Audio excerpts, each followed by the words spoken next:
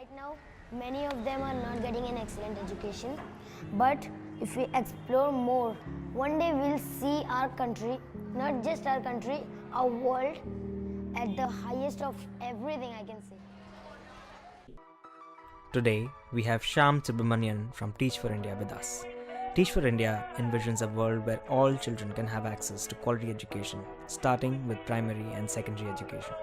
Shyaam shares his experience as an IT consultant for 12 years working for companies like PwC, and how he came about a change to live a more purposeful life by learning the value to volunteer.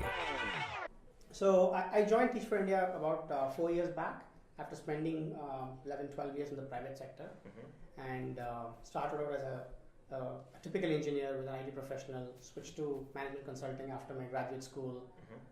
Then at some point took a break for about 4-5 months, did what typically as a cliche goes, a little bit of soul searching and so on, did some volunteering work, spent a lot of time traveling, meeting people, and lo and behold, here I am after 4 years. I was quite keen to move to the sector, do something a lot more purposeful and meaningful, and took the plunge in 2014, and it's been a fantastic 4 years for me. I think our belief, Teach for India's belief, is that the single biggest contribution that we can make, or anybody in this country can make, to solve this really deep-rooted chronic problem is by providing leadership. It's by providing people, as I said, who are passionate, committed, capable, who want to do this because it's a calling, it's a vision, and they have the ability to raise above the odds that are stacked up against them. So we do believe that the sector will benefit the most from leaders who have a good understanding of the grassroots problem. The 2-year fellowship is almost an opportunity to not just develop kids, but develop yourself. You see the problem in ways that you wouldn't have understood, and because you're on the ground, your understanding is so sharp.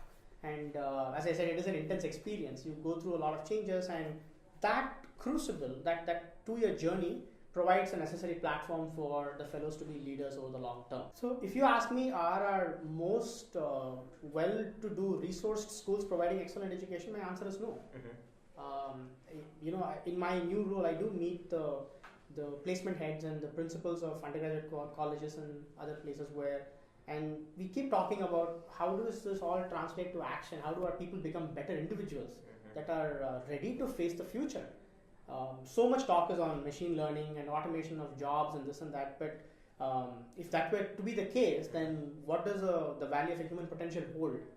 Especially if you're a young undergraduate or a graduate, I do think that money doesn't solve much of the problem. So what it does, however, is, given my background, what I feel privileged about is the access that I got because of the people that I have, the friends and the communities, the support system that I do have, which I think even our kids that we serve don't have access to oftentimes.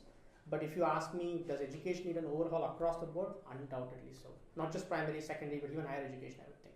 A lot of research shows people volunteer for very different reasons. I think there are 6 that globally are often told. One is CV. But the other 5, which often people don't talk about at all, include finding purpose, including wanting to make a contribution in the society, growing as a person, and being a part of a much larger network of people. It's quite amazing how these 4 or 5 get lost out, and we continue to focus only on the CV. So for people who are right at on the fence and aren't sure where to go, my recommendation is take the plunge, and you will see that the other 5 come to life as well. And the CV thing is just one of the 6 different facets of why you should be giving up your time. And the last is, what truly is education, even for adults, right? And you spoke about how you're spending time with colleges, students and so on, but talk to deans or principals or heads of placement. When I have one-on-one with them, they don't think necessarily this is the way forward at all. These textbooks don't tell you how to behave in real world. And even 6 weeks of volunteering in an underprivileged community, or doing anything that your heart is in, or even because you're curious or you're interested, you want to do something different, could radically change what you learn about life. Firstly, it's not just Teach for India. There are many well-meaning organizations that are all working towards educational equity. And it's not just our alumni alone. So it is our alumni, it's our own students and communities, plus a lot of our partners also. So many of our alumni are in many different organizations across sectors, education, private sector. They're studying, doing research, whatever may be the case.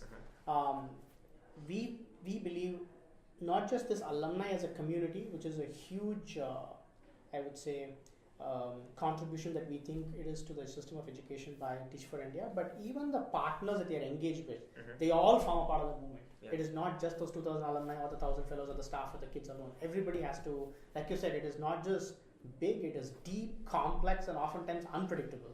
So I would say all of these people have to come together. What can anybody do? Make a start. Make a start. Go volunteer. I would say Teach for India classrooms are there. If you want to volunteer, get in touch with the fellows if they have any volunteering opportunities. If you are convinced about making a full-time commitment, apply to the fellowship program. Try and look for other opportunities as well. Whatever be the case, I would say, as I said, that point at which you switch is the hardest one. Once you switch, your life is fully rewarding and fulfilling. I think the question I want to know, just based on my experience with college and working professionals, I think, as I said, it's both, right? The fellowship has 50-50 almost. So young professionals and college students is, what's the most sustainable way for any of them to gain exposure to alternative ways of thinking and behaving, right? So there is a college environment, there is a working environment. Think of myself, if I went back 4 or 5 years in time, how could I have gained that exposure much earlier? And likewise in college, you spoke about it, right? There is the college environment where you are instructed in a particular way, and rightly so. And every time we have to kind of disorient ourselves into a different context to think differently and behave differently. And my question is, how can we bring that into our daily life? Be it in the workplace, be it in the college environment, be it as a part of the curriculum, what would it take to gain exposure to these alternative ways of leadership and living is my question. Living is my question. Living is my question.